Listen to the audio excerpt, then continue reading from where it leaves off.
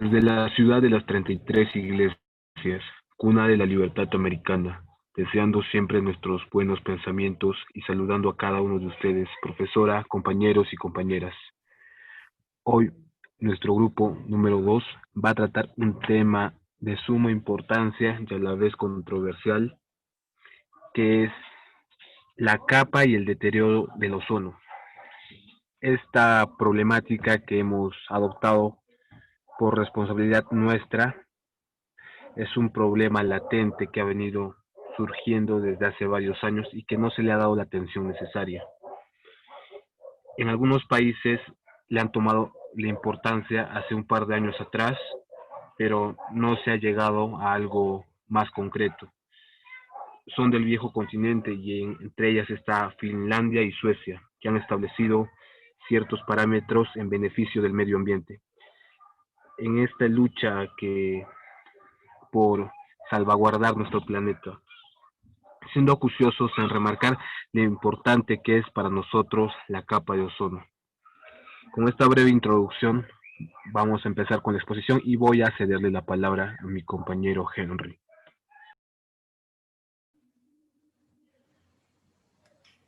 Soy el alumno Quispe Cárdenas Ril y voy a empezar con la exposición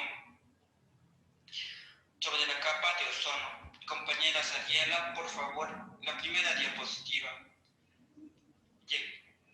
La capa de ozono es una superficie constituida enteramente por ozono, el cual se encuentra en un 90% en la estratosfera.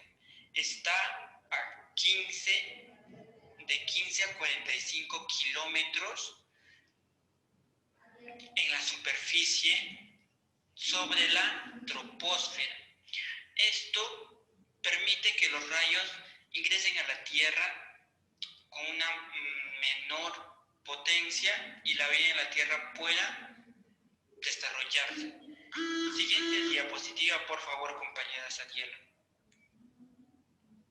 Bien, ahora, la función de la capa de ozono es evitar que los rayos ultravioleta ingresen de manera directa a la Tierra, ya que esto, al ser tan fuerte este tipo de radiación, atentaría contra toda vida que se desarrolle. ¿Cómo se desarrolla una molécula de ozono? Cuando un rayo ultravioleta durante el día ingresa o choca contra una molécula de gas de oxígeno o molécula de dos átomos de oxígeno, provoca que éstas se dispersen y rompan el enlace, de tal manera que durante la noche esto empiece a adherirse, ya que el oxígeno es altamente reactivo, entonces van a formar moléculas de 3 átomos de oxígeno. Ahora, la finalidad de la capa de ozono es permitir que la vida en la Tierra, la flora, la fauna se desarrolle. Asimismo, nosotros los humanos también. Eso sería todo. Mi compañera va a continuar con la exposición.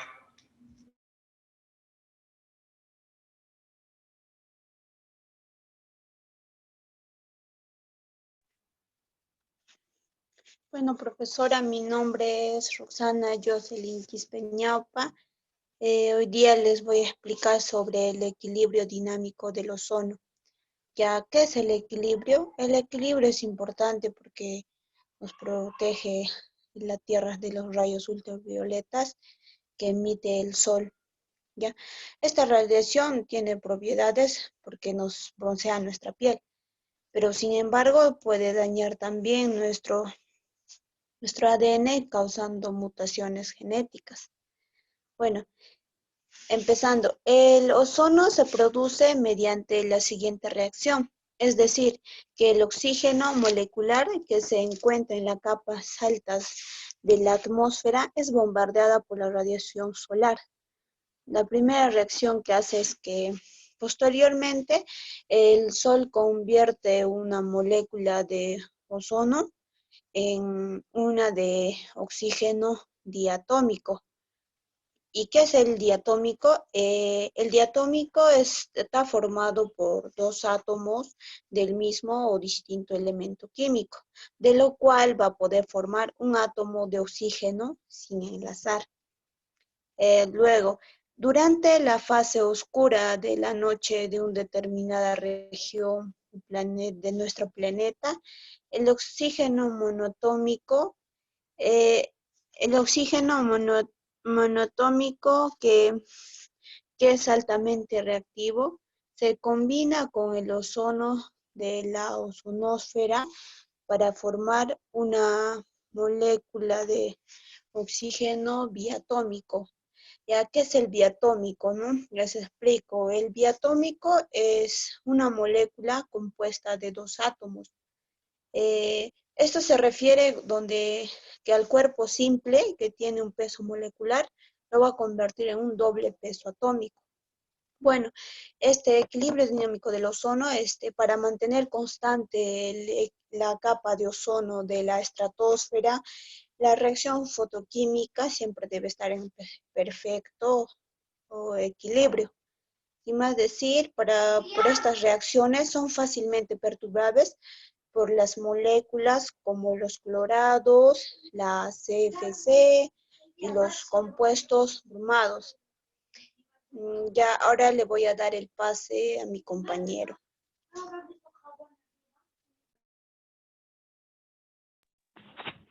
Gracias por el pase, compañera. Mi nombre es Tabuada Womankenji Sandro y yo voy a hablarles de qué son las CFC. Estas siglas corresponden a los elementos cloro, flúor y carbono. ¿Y de dónde se originan o de dónde están derivados? De los hidrocarburos y pertenecen a una familia de gases que se emplean en diversas aplicaciones de la industria, proyectándose intrínsecamente, específicamente en el marco de la refrigeración y propelente de aerosoles.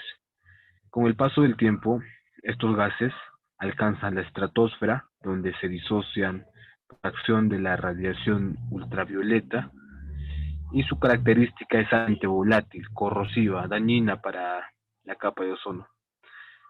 Tiene una estabilidad química que provoca su acumulación en la alta atmósfera, donde eh, lo, esos gases se mantienen por un tiempo considerable, manteniéndose ahí, y al pasar el tiempo se logran disociar, se logran separar, lo cual quedando solo el cloro, y este mismo elemento hace y origina el orificio de la capa de ozono. Ahora, eh, el cloro, al momento de entrar en contacto con la capa de ozono, se vuelve como un tipo de repelente que lo hace corrosivo y trata de apartar y separar la misma capa de ozono. La siguiente diapositiva, compañera, por favor.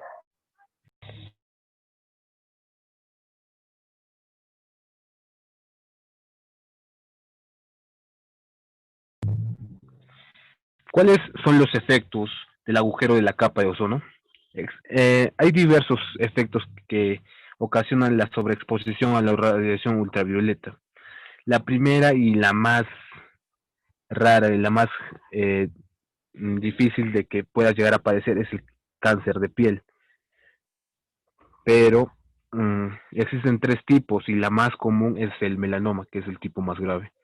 Pero yo voy a hablarles de lo más concurrente, lo más común, lo más habitual que a cualquier persona le podría llegar a adoptar si no se protege correctamente. Las quemaduras por el sol surgen cuando la piel se oscurece al estar expuestos a los rayos del sol, y esto se debe a una reacción de autoprotección que tiene nuestro organismo ante una sobreexposición a los rayos ultravioleta. Las quemaduras provocadas por el sol pueden oscilar por una duración estimada de 24 a 48 horas, y en casos excepcionales pueden llegar a adquirir insolación o un golpe de calor si no se les da la atención necesaria. Esta quemadura es de tipo 1, es la más básica, que afecta solamente la capa externa de nuestra piel, conocida como epidermis, causando dolor y enrojecimiento. Sin embargo, no producen ampollas ni llagas. El tiempo aproximado para que desaparezca la quemadura de primer grado es de una semana. Eh, Esto corresponde al tratamiento que cada persona le vaya a dar a la quemadura. Ahora también vamos a hablar de las lesiones oculares más comunes producidas por el exceso de radiación solar.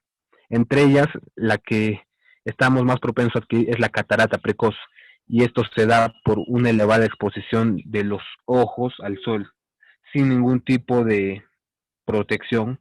Aumentamos el riesgo de evolución de cataratas con la consecuente pérdida de la agudeza visual. En conclusión, y las últimas recomendaciones que yo les daría es que hay que proteger nuestros ojos de la radiación solar, sobre todo en estos meses de verano, que es cuando más intensidad de radiación ultravioleta recibimos, sin filtración. Hay que comprar unas gafas de sol que garanticen la protección necesaria. Estos puedes adquirirlos en cualquier centro oftalmológico con certificaciones seguras. Sin más que decir, voy a cederle la palabra a mi compañera Sariela, que va a profundizar el tema.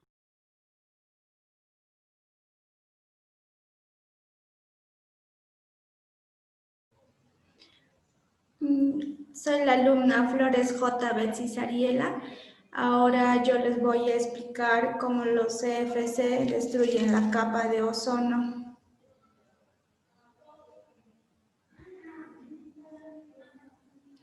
Ya, bueno, mira, esta destrucción ha sido a causa de las moléculas de los CFC que atacan durante los 100 años.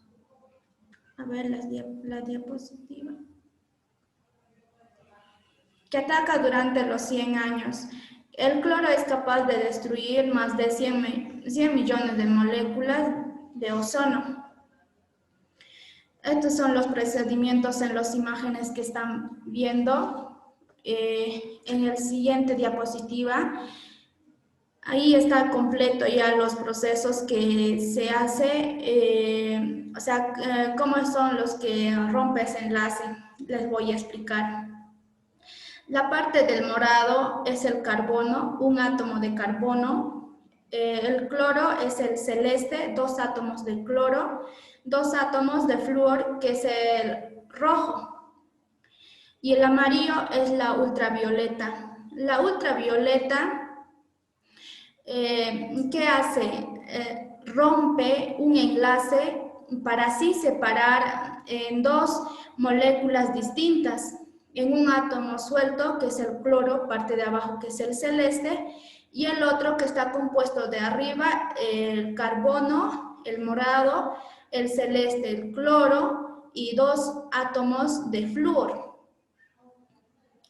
Como se sabe que la capa alta de la atmósfera y en la capa zona donde se predomina más es una molécula de 3 átomos de oxígeno. La parte de negritas son oxígenos. ¿Ya? Y el cloro, ¿qué hace? El celeste, ¿qué hace? El cloro reacciona con el molécula de 3 átomos de oxígeno. Reacciona, así causando la separación y formando así una molécula de 2 oxígenos, parte de abajo, y de arriba, que está formado con el oxígeno y el cloro. Después que se haya juntado el oxígeno con el cloro, ¿qué pasa? El cloro se separa, se divide. Entonces, ¿qué queda? Solamente queda un oxígeno. Y el cloro, como ya está solo, que se ha separado del oxígeno, ¿qué hace? Nuevamente va a romper ese enlace de la molécula de 3 átomos de oxígeno. Entonces, ese es el procedimiento que causa en el ozono por los rayos ultravioletas. Ahora, yo les voy a explicar sobre el agujero de la capa de ozono.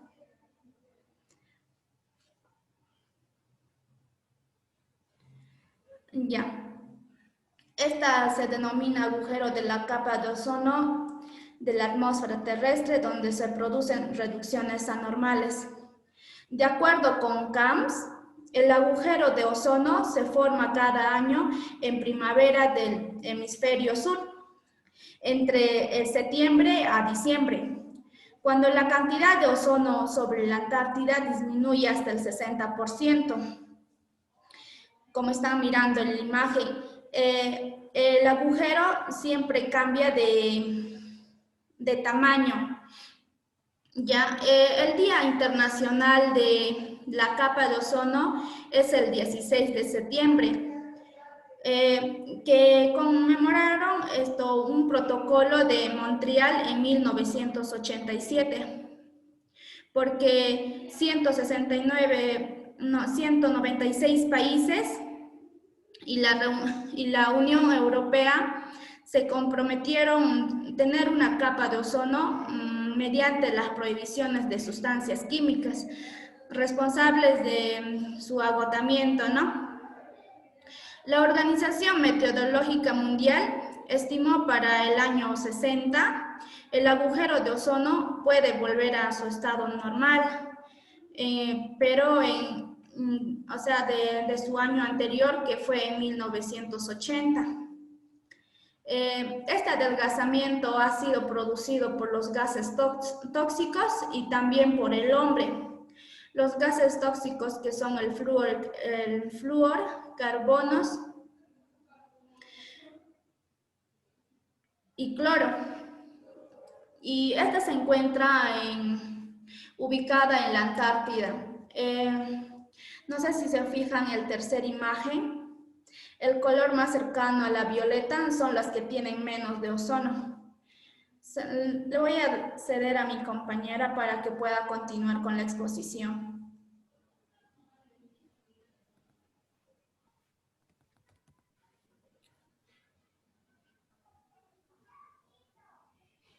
Gracias, compañera. Bueno, soy la alumna Flores Woman Betsabe. Voy a continuar con el tema, lo que es los gases del efecto invernadero. Ya.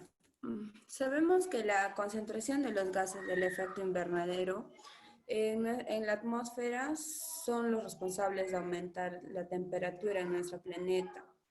Bueno, en esta lección vamos a ver cuáles son los gases del efecto invernadero que son más importantes y han sido regulados por el protocolo de Kioto. ¿Puedes pasar con la diapositiva, compañera, por favor?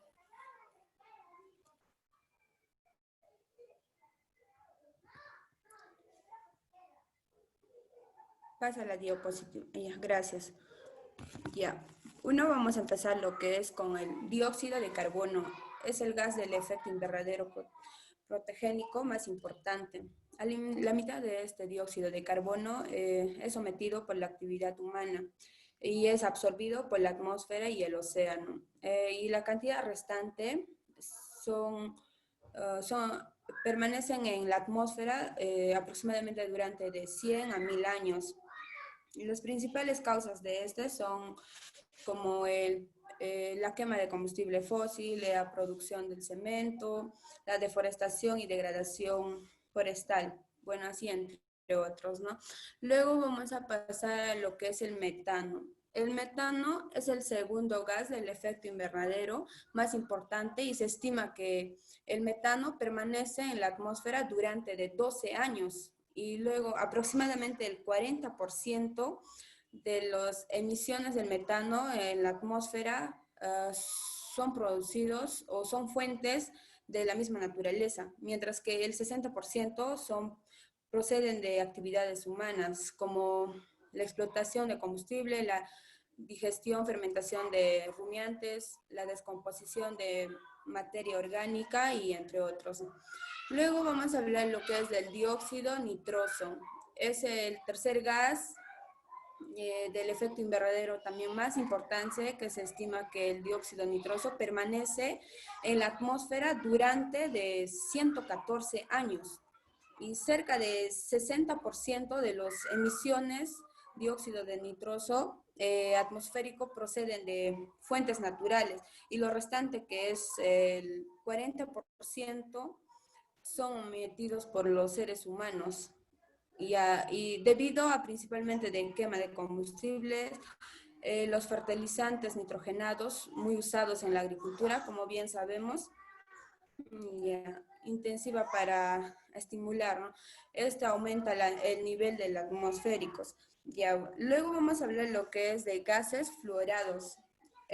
Los gases fluorados son los efectos invernaderos emiten en diversos procesos industriales. En ocasiones de gases fluorados se utilizan como sustitutos de sustancia que destruye el ozono. Dentro de ellos vamos a ver lo que es el hidrofluorocarbonado, el hidrofluorocarbono y el halión.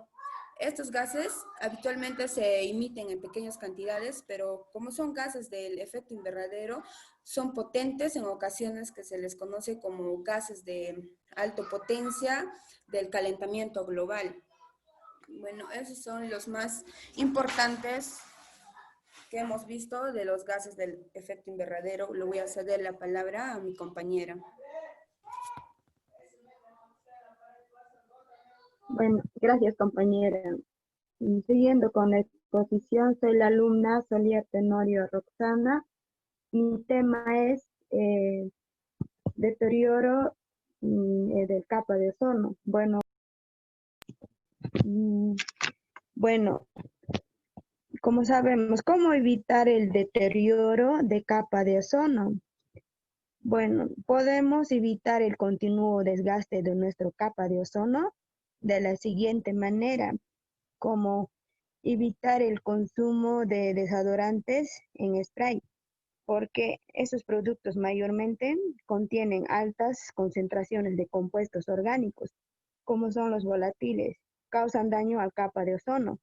Para poder disminuir la contaminación, podemos utilizar que es de barra o de desodorantes naturales. También intentar utilizar lo mínimo posible que son los vehículos motorizados, porque ellos causan mayormente más contaminación. Y también para disminuir hay que utilizar que es la bicicleta. También alejando fábricas de zonas urbanas, o como también dejar de comprar productos que lo dañan. También no consumir alimentos empaquetados con polietilenos, porque nos haría mejor utilizar de papel o de bolsas biodegradables. También podemos implementar como las prácticas que nos favorezcan al planeta, como por ejemplo controles ambientales o también separación de residuos según a su origen. El reciclaje, por ejemplo, en controles ambientales, que son reciclaje, es una forma de inteligente de cuidar al medio ambiente desde la casa, o también que en clasificación de residuos que son orgánicos e inorgánicos. En orgánicos vamos a encontrar mayormente que son compuestos principalmente por restos de comidas y jardín que se produce diariamente en el hogar, o también puede ser como en establecimientos comerciales o sobras de comida o cáscaras de frutas. En inorgánico son los desechos que generan principalmente materiales biodegradables. Y también voy a hacer sobre la segregación de residuos, que se clasifica según con colores, mayormente se encuentran que son 7. Por ejemplo, voy a mencionar en el color azul se encuentra todo tipo de papeles, como por ejemplo cartón, revistas o periódicos. En amarillo se encuentran que son los metálicos o también envases de alimentos o bebidas. En blanco se desecha que son los plásticos, botellas, bolsas, envases de plásticos. En gris se desecha que son los vidrios, botellas, vidrios rotos o recipientes o artículos de vidrio. En rojo son mayormente de biocontaminados, como son pilas o aerosoles. O también en negro que no residuos aprovechables, como la colilla de cigarrillo o envolturas de dulces, o residuos sanitarios como las cerámicas. Y en marrón encontramos que son orgánicos, que restos de comida o frutas o vegetales. Y también voy a mencionar estos valores que son reciclar, reducir, rechazar, recuperar y reusar. ¿Para qué? Eso mayormente nos ayuda a disminuir la contaminación y también para no causar daño a capa de ozono. Eso sería todo. Gracias. Bueno, profesora, con esto damos por culminada la exposición, apelando al grado de gusto y atención que ustedes hayan dispuesto. Que tengan un buen día.